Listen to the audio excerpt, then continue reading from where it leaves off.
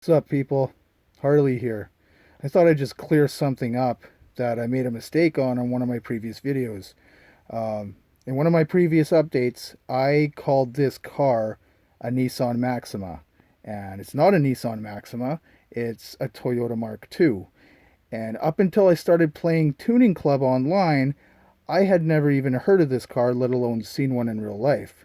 So, that's why I got the name wrong. I thought it was a Maxima.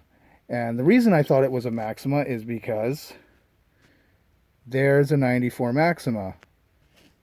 As you can see, they they do sort of look alike. So, not only that, but back in the early 90s and the late 80s, there wasn't a whole lot of Japanese dealerships up here in North America. And what the American car companies did was they imported cars from Japan and rebadged them as something else. Like the high end Hondas, like the Honda NSX, was rebadged as an Acura, and it was made left hand drive. Same thing with the Mitsubishi Eclipse. It was rebadged as the Eagle Talon, and the Mitsubishi 3000 GT was rebadged as the Dodge Stealth RT. Things like that. So high-end Toyotas were rebadged as Lexus. High-end Hondas were rebadged as Acuras, and also the Mitsubishi was rebadged as a Plymouth Laser as well. There was the Eagle Talon, there was a Plymouth Laser. So, but yeah, that was a thing that they did back in the 80s and 90s. So, even if I would have saw this car, there's a good chance it might have been badged as a Lexus. So, but as you can see,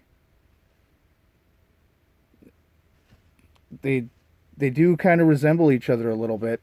So I honestly thought it was a Maxima, but no, it's a Toyota Mark II. It's right-hand drive, and it's Japanese. And up until I started playing this game, I didn't even know it existed. So where I live up here in Canada, there's a lot of things we still haven't seen when it comes to imports. Like it wasn't up until about 10 years ago that we started having getting Japanese dealerships up here. And up until last year, I didn't know that there was such thing as a four-door Skyline.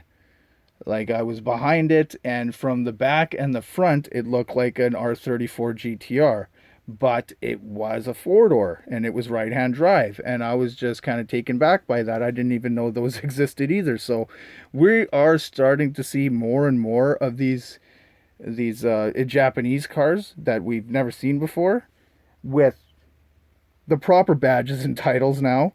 So it's kind of cool. But yeah, I thought I'd just clear that up. I made that mistake in a previous video, and somebody commented saying, "Oh, I guess you're just not very knowledgeable on vehicles." It's not that I'm not knowledgeable. It's just where I live up here in Canada, we haven't seen a whole lot of Japanese cars. So that's why I made that mistake. But yeah, I thought I'd just clear that up and make this video. And yeah, I hope you guys had a good Thanksgiving, and take care.